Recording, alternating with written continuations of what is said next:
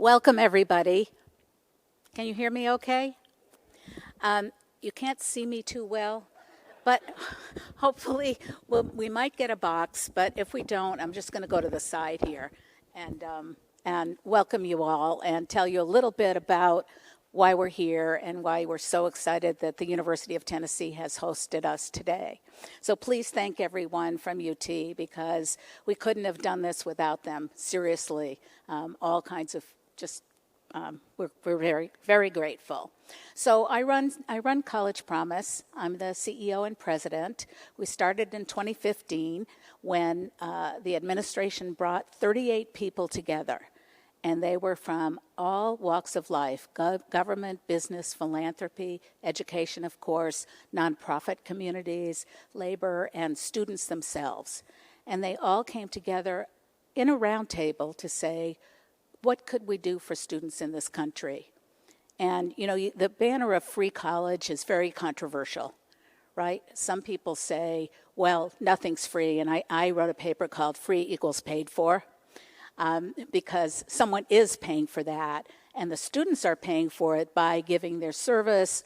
Many of them are working, they're paying taxes. So students are paying as well as whether it's the state, the local community, the federal government. So what's been great about the growth of the movement is we started in 2015 officially. The Roundtable Board came together.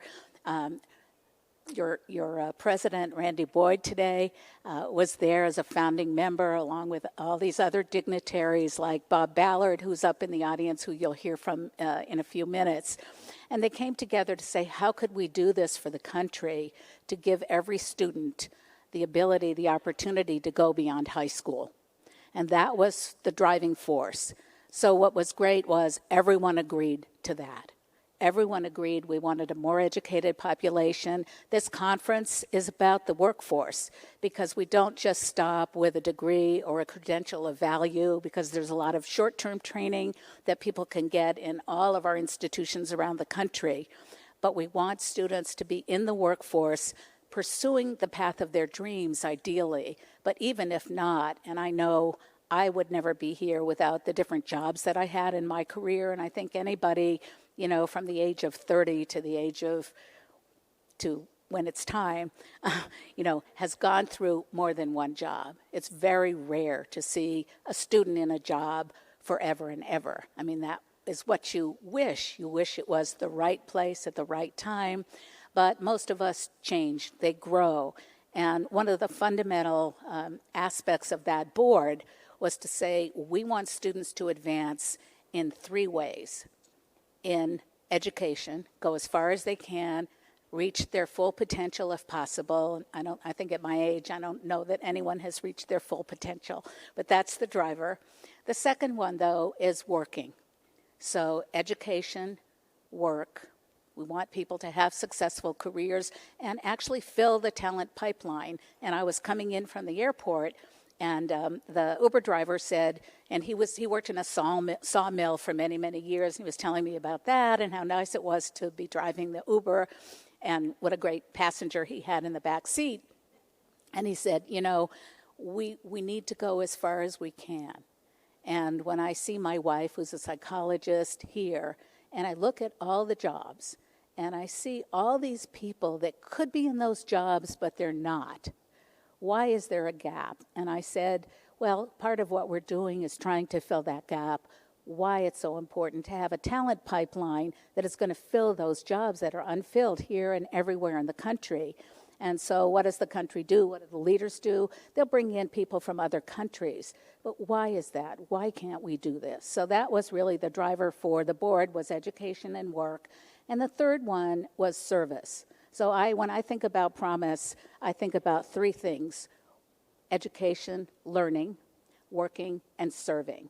And I know in Tennessee, Promise really led the way, and I know our President Boyd, will tell you a lot about that history.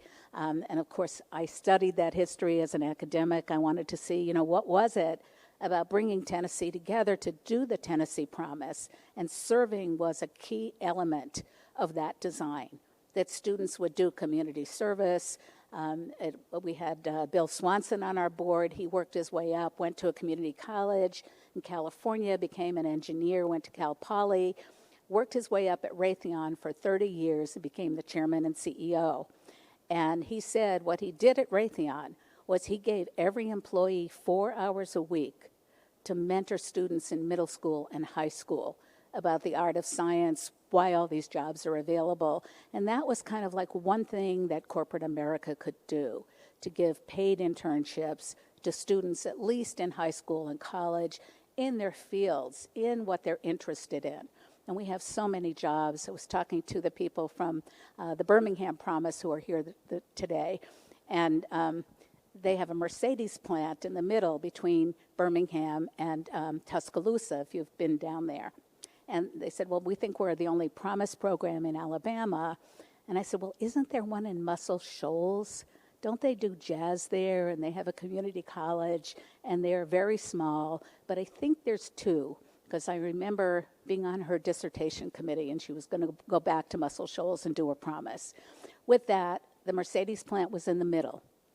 And the Mercedes plant, I think it was 30% of their employees had gone to UA in one way or another, or gone to a public community college and then gone to UA.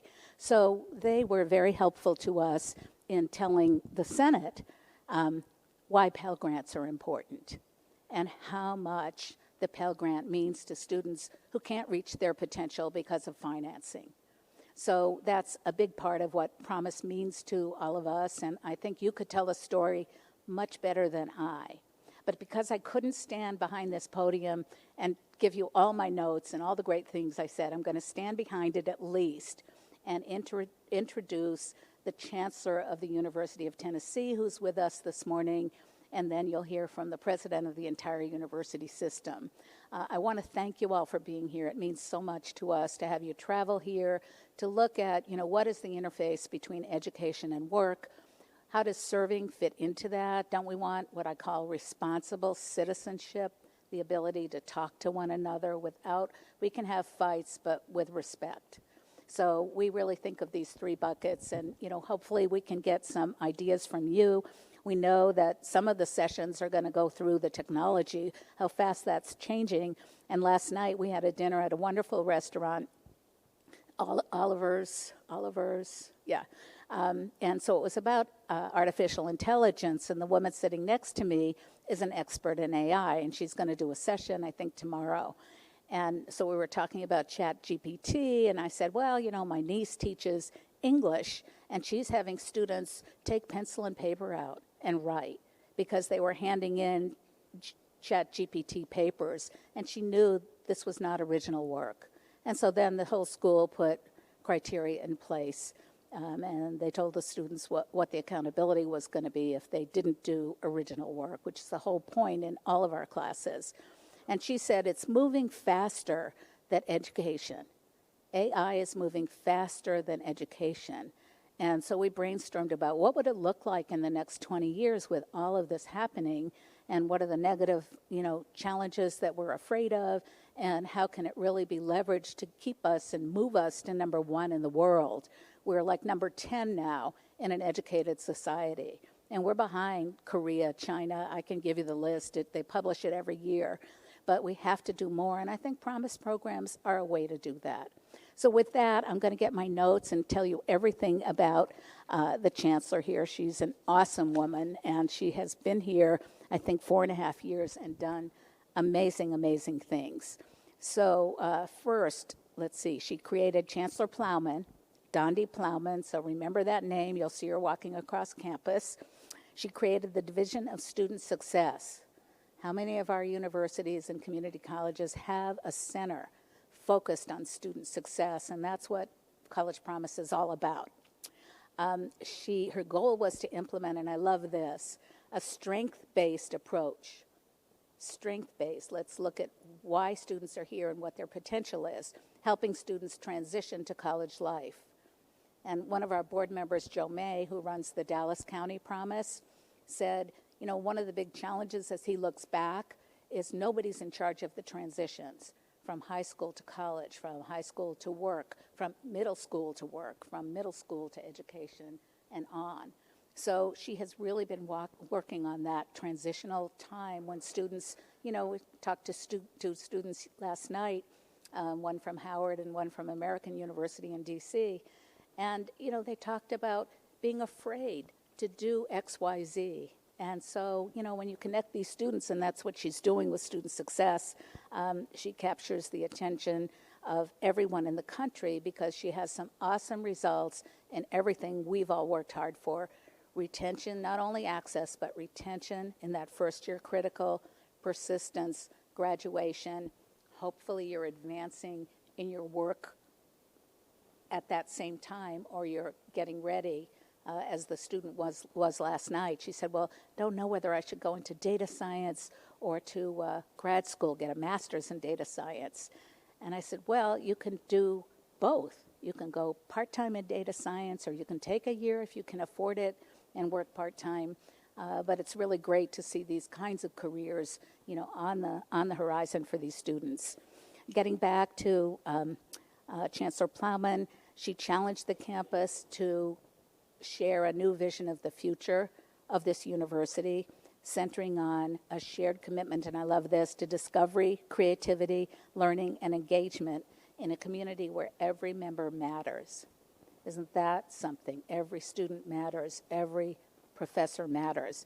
She is a globally recognized organizational scientist. So she'll have a lot to say about this conference. And her scholarship includes the topics of leadership, change management, and strategic decision-making. And I know many of you are Promise leaders. Those are the things that we're doing in the Promise movement. She's a decisive leader, a consensus builder, and an innovative educator. So I can't be more pleased to bring her to the stage. And please give a hand to Chancellor Plowman, and then we'll continue. Thank you.